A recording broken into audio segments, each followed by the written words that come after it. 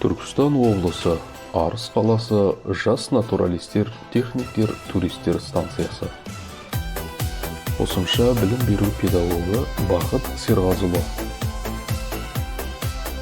Бүгінгі қашықтықтан оқыту сабағымызға қош келдіңіздер. Бүгінгі сабағымыздың тақырыбы туристік серуен, жорық, экскурсия бағытының аумағымен танысу.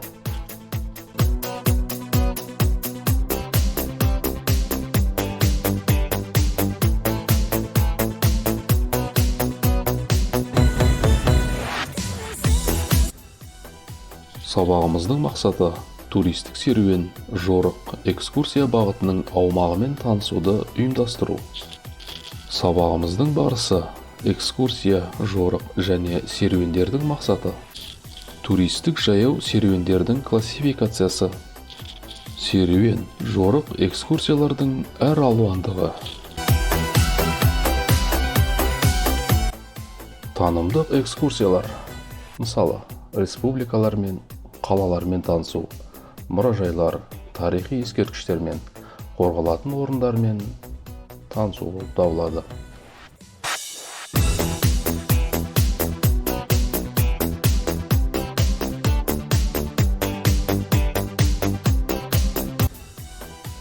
Туристік серуендер мен жорықтар әртүрлі мақсаттарда болады.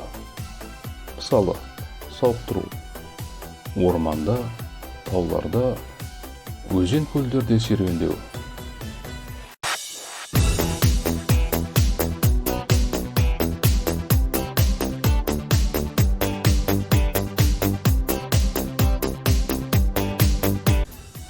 Әскери патриоттық, мысалы, даңқты әскерилердің жауынгерлік жолын зерттеу, ұлы отан соғысы ардагерлерімен кездесулер, батыр жерлестер туралы мәлімет жинау.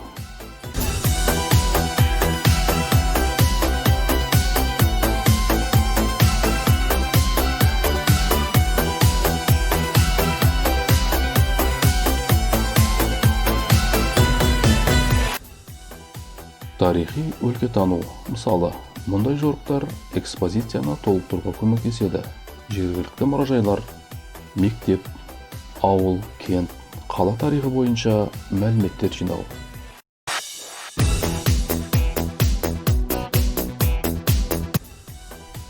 Табиғатты қорғау, құстар мен аңдарға арналған астаулар орнату, өзен, көл жағалауларының және басқа да көпшілік баратын жерлерді қоқыстардан тазарту.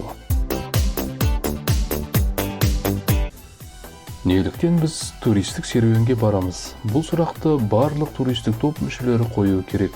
Өйткені сапардың мақсаты көп нәрсені анықтайды. Топ мүшелерінің құрамы және жас ерекшелігі, қандай керек жарақтар қажет, азық-түлік қорын дайындау, жорық маршрутын айқындау және тағы басқалары.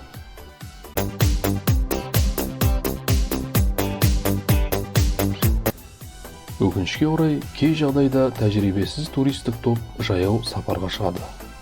Алға қойған мақсаты белгілі бір маршруты жоқ. Мұндай серуендер мен жорықтар жақсы нәтиже әкелмейді. Сондықтан алдымызға нақты мақсат қойып, ақылмен және тәжірибемен құрастырылған туристік маршрутты негізге алуымыз керек. Сонда ғана сапарымыз сәтті болады.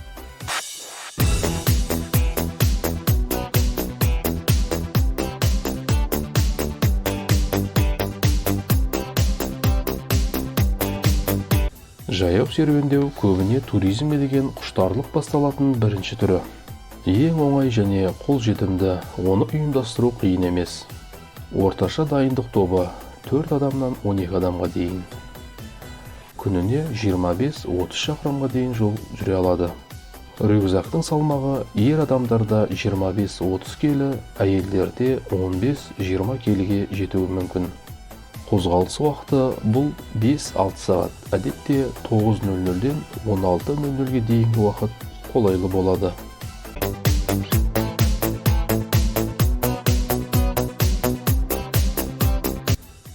Су туризмі туризмнің ең танымал түрлерінің бірі. Әдетте жүзу құралдарын пайдалану арқылы ұйымдастырылады. Басқа саяхаттардан ерекшелігі уақыттың көп бөлігі суда өтеді, сондықтан ауыр рюкзактарды алып жүрудің қажеті жоқ. Сонымен қатар біз туристік керек-жарақтарды, өнімдерді, жеке заттарды көбірек ала аламыз. Су жорықтар әдетте әртүрлі күрделіліктегі өзендер мен көлдер арқылы өтеді. Әрбір катамаранда арнайы ауа толтырылған құтқару құралдары болуы міндетті. Азық-түліктер су өтпейтін тығыны мықты ыдыстарға салынып, жүзу құралдарына мықтап бекітілуі қажет.